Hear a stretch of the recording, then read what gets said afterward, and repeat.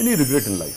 मेरी वालिद साहब बहुत एक रिटायर्ड एयरफोर्स से उनका ताल्लुक़ था और बहुत सख्त एक इंसान। फिर हम लोग क्योंकि बुखारी फैमिली है, सादात हैं, तो एवीएम रिटायर्ड थे या? जी इंजीनियरिंग साइड। ठीक। तो सादात फैमिली में तो मुझे टीवी का बहुत शौक था। मैंने अपना जो करियर के आगाज़ किया था वो पाकिस्तान टेलीविज़न से एज ए न्यूज़ अनाउंसर किया था, अनाउंसमेंट की थी मैंने। तो उसके लिए परमिशन जो थी वो बहुत मुश्किल से मुझे मिली थी। काफ़ी दिन नाराज़ रहना पड़ा घर में, मतलब किसी से बात नहीं की। वालिद साहब नाराज़ रहे? आपने? वालिद साहब भी नाराज़ रहे, मैं भी नाराज़ रही। और उम्र क्या थी आपकी उस वक्त? I was 16. और ये लाहौर की बात? जी, लाहौर की बात है। तो और हम घर में बातचीत बिल्कुल नहीं करते थे। और मेरी छोटी बहन जो थी वो मुझसे 2 साल छोटी है, तो वो मुझे कहती थी कि यार ठीक है, मतलब तुम प्यार से आराम से बात करके देखो, शायद मान जाए। और कितने अरसे चला ये ड्यूरेशन कितनी थी? काफ़ी लंबा। अच्छा। काफ़ी लंबा चला, लेकिन फिर मेरी अम्मी ने उनको थोड़ा सा फोर्स किया कि मतलब अगर उसकी ख्वाहिश है और वो करना चाह रही है। और असल में चीज़ें ये होती हैं कि उस वक्त ज़माना कुछ और था और लोगों का शोबिज़ इंडस्ट्री में लड़कियों का काम करना जो है वो बड़ा अजीब सा समझा जाता है। परसेप्शन भी जैसा अब है उस वक्त नहीं था जी। बहुत डिफरेंस है अब के और उसमें। तो वो उन्होंने मुझे इजाज़त तो दे दी, लेकिन वो बातचीत जिस तरह पहले हुआ करती थी वो कभी नहीं हुई। कभी नहीं हुई? कभी नहीं हुई। और वो उनके मरते दम तक नहीं हुई। तो ये ऑब्वियसली एक रिग्रेट मेरी ज़िंदगी में है कि अकड़ जो है ना, वो ईगो जो है वो दोनों तरफ से नहीं रहनी चाहिए। अगर उन्होंने परमिशन दे दी थी और बीइंग अ फादर इस चीज़ को वो मान गए थे कि ठीक है आप अगर करना चाहते हो तो कर लो वो चीज़, लेकिन वो दिल से मेरे ख्याल में खुश नहीं थे। तो ये रिग्रेट मुझे हमेशा रहता है कि काश मैं मरने से पहले उनसे इस बारे में बात कर सकती और पूछ सकती, लेकिन मैं यही आपसे पूछ रहा था। और फिर कभी इस पर बात नहीं हुई? नहीं, कभी बात नहीं। कभी आपने कोशिश की या सोचा कि हाँ मैं आज करती हूँ, बात करती हूँ, या आपको लगा कि अच्छा उनकी तरफ से कोई किसी वक्त होता है कि कोई एक आध जुमला, कोई जेस्चर, कोई बात? नहीं। बस ये था कि जब फिर मैंने ड्रामा इंडस्ट्री ज्वाइन की तो उस वक्त वो देखते थे, ड्रामाज मेरे देखते थे, शोज़ जो हैं वो भी देखते थे बैठ के अम्मी के साथ, और फिर थोड़ी देर के बाद उठ के चले जाते थे।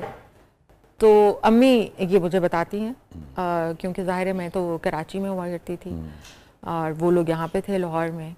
तो बस एक अफसोस रह जाता है। फिर अगर आपके दिल में कोई भी चीज़ हो, चाहे वो माँ बाप हों और चाहे वो बच्चे हों, तो ठीक है वक्ती तौर पर नाराज़गी होती है, सब कुछ होता है, लेकिन उसको थोड़ा जल्द से जल्द उसको ख़त्म करने की कोशिश करें, वरना वो गैप जो है ना, वो गैप फिर बहुत तकलीफ देता है आपको। वो बढ़ता चला जाता है। तो आप 16 बरस की थी, 16 बरस के बाद ये खलीज सी बेटी और बाप के दरमियान आई, फिर वो काफ़ी अरसे चली और फिर वो इस दुनिया से चले गए। खत्म। उनके जाने के बाद इन पिछले 15-20 सालों में किस मौके पे आपको बहुत ही शिद्दत से एहसास हुआ कि काश मैं कुछ भी करती? मैं जो कहते ना कि जाके, ये मैं नहीं कह रहा कि ऐसा आपने सोचा होगा, हो सकता है आपने कुछ और सोचा हो कि मैं कुछ भी करती, गले लगा लेती, कुछ भी करती, मगर मैं चली जाती, मैं कह देती अपने बाप से, जो भी आपका पर्सपेक्टिव था। बहुत बार अक्सर, अब क्योंकि बीइंग एन आर्टिस्ट एक इंसान वैसे ही सेंसिटिव हो जाता है बहुत, और जो सेंसिटिव नहीं होता वो कभी एक्टर नहीं बन सकता। तो आप कोई भी चीज़ देखते हैं, कोई बच्चा अपने बाप के साथ कोई मतलब चीज़ें कर रहा होता है, तो फौरन आपको वो चीज़ जो है वो क्लिक करती है और वो याद आती है कि यार मैं भी इसी तरह से करती थी। पहला तो हमारा रिलेशनशिप बड़ा अच्छा था, लेकिन फिर एकदम से ख़राब हो गया और वो फिर उसको मैं सही नहीं कर सकी। तो कोई भी चीज़ हो, चाहे वो ड्रामा देख रहे हों, आप कोई फिल्म देख रहे हों, उसमें कोई कैरेक्टर ऐसा हो जिसमें आपको एक सख्त वालिद नज़र आए, तो फ़ौरन आपको वो चीज़ें याद आ जाती हैं। किस मौके पे वालिद साहब के चले जाने के बाद आपको सबसे ज़्यादा वो किस इवेंट पे, इंसिडेंट पे, मोड़ पे जिंदगी के सबसे ज्यादा याद आए?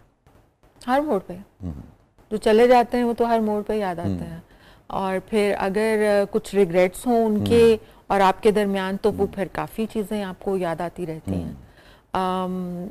लेकिन आई होप, क्योंकि बीइंग अ फादर उन्होंने अब मुझे माफ़ कर दिया होगा और अब उन्होंने इस चीज़ को अंडरस्टैंड भी कर लिया होगा कि मैंने कुछ गलत नहीं किया ज़िंदगी में। और आखिरी बात आपकी उनकी क्या हुई थी? आखिरी बात बस मैंने उनसे उनकी तबीयत का पूछा था, जो फ़ोन पे हुई थी। क्योंकि मुझे आपकी बात से लगा कि बातचीत तो थी, हाँ, सिर्फ वो वार्मथ खत्म हो गई थी।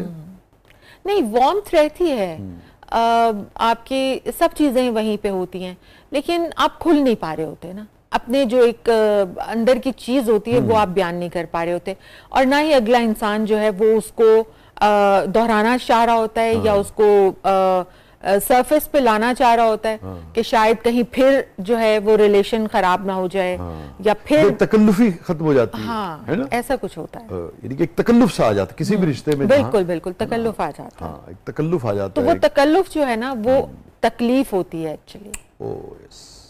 वो तकल्लुफ नहीं आना चाहिए किसी भी रिश्ते में। जब तकल्लुफ आ जाता है तो फिर रिश्तों में तकलीफें बहुत आ जाती हैं।